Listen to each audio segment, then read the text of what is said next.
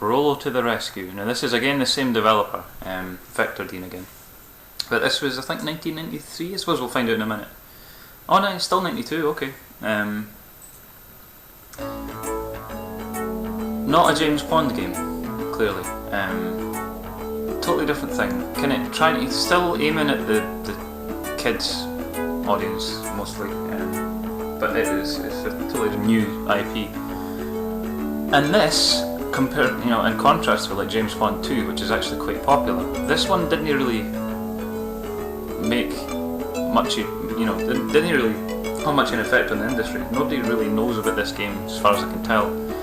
And until very recently, the only other person I knew of that had this game was the guy I bought it from. So, who, by the way, is Jamie of GameLink.com podcast. Show you a bit of this game. Now straight away there, map screen. So, yeah, obviously there are elements carried on. This wee bird thing is, I think it's a pelican. I don't know what it's supposed to be. It's a bird of some description, but you can fly around the map. Of course, I don't have any map yet. Now that's an important thing. In James Bond 3, the map is already there, but as you complete levels, you move on to the next stage. You can't move forward, but nonetheless, you can still sort of, see the rest of the map. Now, this one's a bit different. First of all, because it has a creepy elephant. Oh dear, that's naughty words. It really looks like a bit of a paedophile. Especially if I let him. I'll let him sit for a minute just so you can see. There we go. There's the face. It's then the pedo eyes. I don't want to look. Chris is disturbed by the pedo eyes, and rightly so. I'm just trying to work out how to do the swear jar system. I bet you didn't explain that at the start of the stream. Yeah, I should explain. No, I did. Although I suppose if you've just tuned in, swear jar. Yes, that's pretty much it. I'm going to donate whatever happens to come out of that. Now, this guy is clearly a hillbilly, but he's also the ringmaster of a circus, and he is a bit evil. I don't know why he has blue hair, that's slightly creepy, but nonetheless, he has a key in his hat, clearly he's wearing a giant top hat with a key in it. So, jump in his head, that's him indeed, and I get his key. Angry lumberjacks. Anyway, right. So, now I've got my key, I can rescue animals that are caged, which are obviously supposed to be, in the terms of the plot, they're being captured for the circus. Now, this is where it gets really interesting. This is quite creative compared to the James Bond series. Oh, there he is with his wee book. There's a book. He's an intelligent rabbit. So anyway, now that I have this rabbit, I can pause and I can select the rabbit and switch to controlling him rather than Rolo, which is pretty fantastic actually, because he's got totally different skill sets. In this case, his ability is a particularly ridiculously high jump, which occasionally glitches at the game a bit, it's so high. You'll notice a lot of these trees have branches on them that Rolo wouldn't be able to reach. It's obviously because of the rabbit being in the level. That's a life, and this is a wee bonus.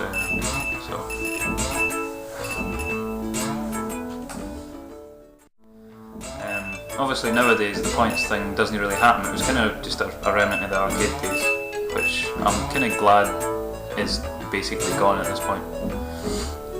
But you'll notice I can't unlock that cage when I'm the rabbit. I can only do that from Rolo, and he keeps the keys apparently. I don't want to know where he keeps the keys, but nonetheless. I try not to think about it. Nah, I mean it would explain that face. So right, jigsaw piece. And now when I go out onto the map, there's a new piece of map. Obviously you can see it's a jigsaw, the map. So jigsaw pieces unlock automatically when you collect all the animals in a level. So obviously that's how you progress normally. You just sort of, collect a bit of map and move on. But there's obviously hidden map pieces as well. So what I'm going to do is I'm going to do a quick run of the game, which is just going to involve me sort of speeding through it without getting the extra stuff. purely because of time. I didn't really want to waste too much time on this one game, even though it is a fantastic game. I've got so many things to get through. Anyway, this guy just falls asleep because he's a lazy person. That was a recovery. The beavers. He's wearing a rubber ring anyway, which is hilarious. Now, so this guy, his ability is, because of his rubber ring, obviously, he can just walk across the surface of the water. That makes so much sense. Yes, but I don't know if you can see this. Yes. Flying hoovers. Now, watch what these do. This is obviously kind of relating to what I was saying about usable items in James Bond. There we go. Right, so if I switch back to Rolo now, I press the C button, he's become a hoover. Yes, this is fantastic. Anyway, so see there's a tiny wee hedgehog guy here. He kills you. He's quite mean-spirited really. But I can do this, which I find hilarious. And then you can use him as a bullet basically, and he's upside down now. So I think I can jump on him before he gets... Oh, that's another thing that completely is not explained. If you jump on the hedgehogs rather than running into them, you bounce. Why? Hedgehogs only bouncy. Exactly. Surely the whole point of the hedgehog killing you is that it's spiky, so you'd panic. But no, if you jump on the spikes, you just bounce harmlessly away. But there you go. I would normally be checking on this level for high spots with the rabbit, but I'm not going to bother because time, obviously. On the other hand, I'm going to use the squirrel just to show you his ability. This guy can grip certain walls. Now, if you go all the way up here, it looks like a glitch inside a wall, but it's no. I can fall away down here and there's a way in there. Hooray! The sad thing about this is I have to abandon Mr. Squirrel because there's no way of getting back up as far as I'm aware because that bit's blocked off. And you can't grip a wall here because there isn't a wall. So I just need to switch back to Rolo and leave him rescued but basically recaptured because he's now stuck in a cave for all eternity. You might have noticed by this point the music is amazing. That was a guy called Philip Back, I believe. But I don't think he's really done much else, unfortunately. That I'm aware of anyway. Should Google again. But I think he was a new addition actually. He didn't do James Bond as far as I'm aware, that was a different bloke. Is there any other cages? Oh, this is another thing. You noticed obviously there were a lot of Mario influences in James Bond, especially in James Bond 3. That's a giant mushroom, which if I go inside makes me probably hallucinate because this happens. Obviously I need the rabbit, but it's just again mere meaningless points, which didn't really get you anything. Right, that's me going my range. No, this is the other thing you can do. You can make them bounce on your head, which is hilarious. See if you select that option. They jump on my face, and then have hilarious balancy faces. I don't know if you can. Although the rabbit looks more like it's getting jiggy with it, which is a bit...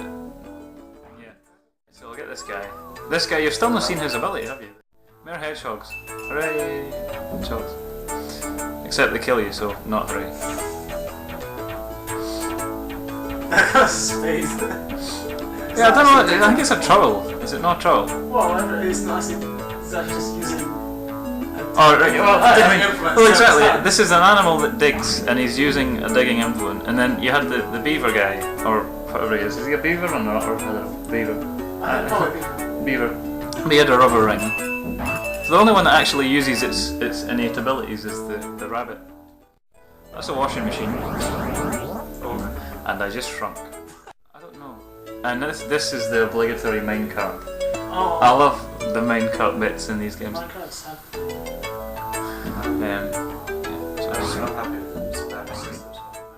Alright, boss, okay. And you have to bounce off these and then hit him. But you can just stand in the same, once you work out where to stand and not get hit, you can just stand in that one place. Which is kind of a bit too easy. Let's again introduce you some more mechanics. You saw the Hoover earlier.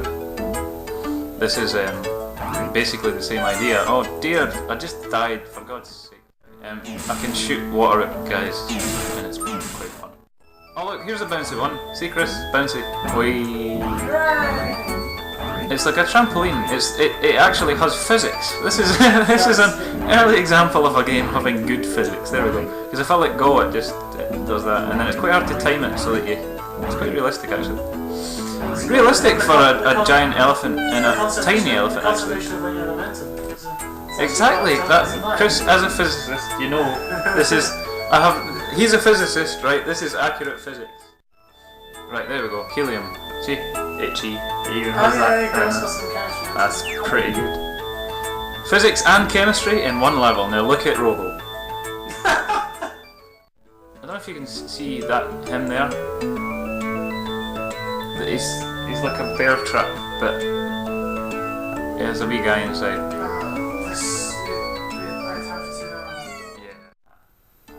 Oh no, there we go. 4 continues. So rather than just being a menu, it actually bothers to give you a wee screen.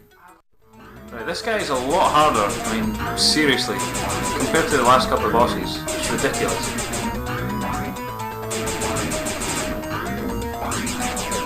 See? Oh, that's crazy. It's like, you saw how easy the first boss was, and then suddenly this is just another world. A whole new world of pain! Oh, for God's sake! Right, okay. This is gonna be... As far as I'm aware, there only are, I think, 4 bosses in the whole game, which is probably why there's so sharp difficulty spikes. Oh no! Oh no. Yes, Matthew, we like precision. Matthew's just correcting me on the time there. As you do. That's only my job. That's not. See, look. Oh, I'm going to show my flash watch. Check that out. I don't know how visible that is in the stream. It's quite difficult to steer him. That is basically an angry pickle. I think it's supposed to be a cactus, but it looks much more like a pickle. Yeah, if this was James Pond, I wouldn't even hesitate to call it a pickle. Maybe what I should do is wait on him. Try and bounce like that. Right, well, come on. Ah! There we go, right.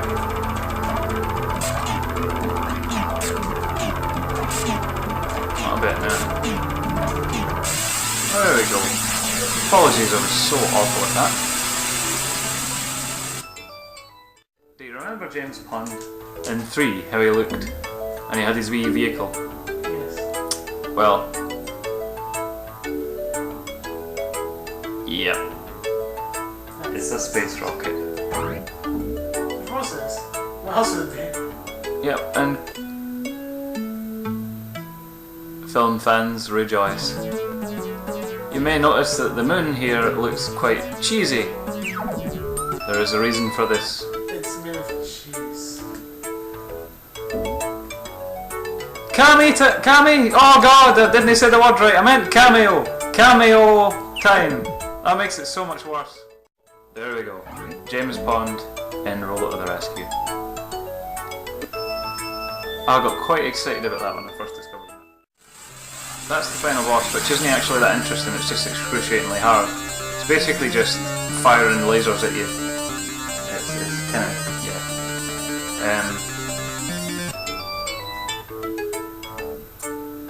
Right, there's the mummy elephant. Oh, isn't that Oh, nice? it's the moon that made Ninja go, oh my gosh. Yes, I know. So here we go, this is the ending I would have got if I just continued with the game. Congratulations, you escaped.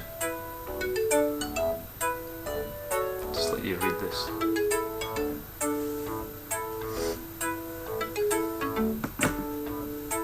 When did you say you were going to deliver for that?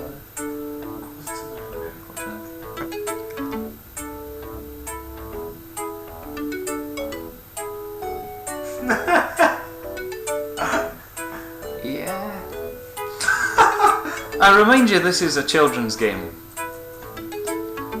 The fact that you did not rescue all the friends trapped in cages remains on your conscience, and you are never truly happy again. That's a nice wee ending for the kiddies. Can you imagine how many sobbing wains this game created?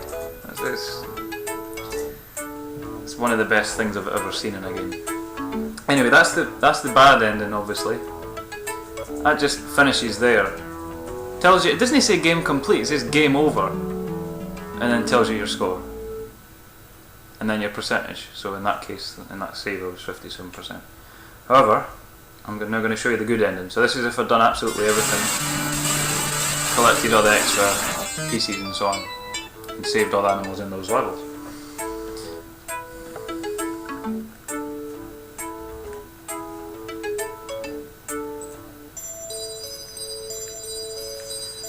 Goes in the next status for the white chamber.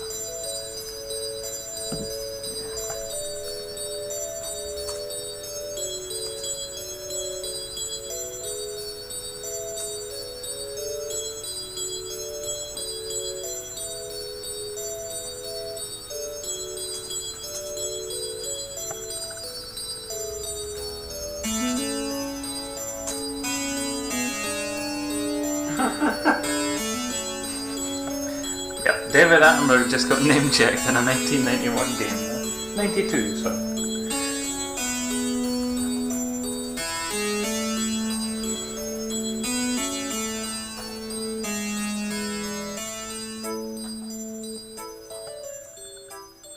There we go, that's us.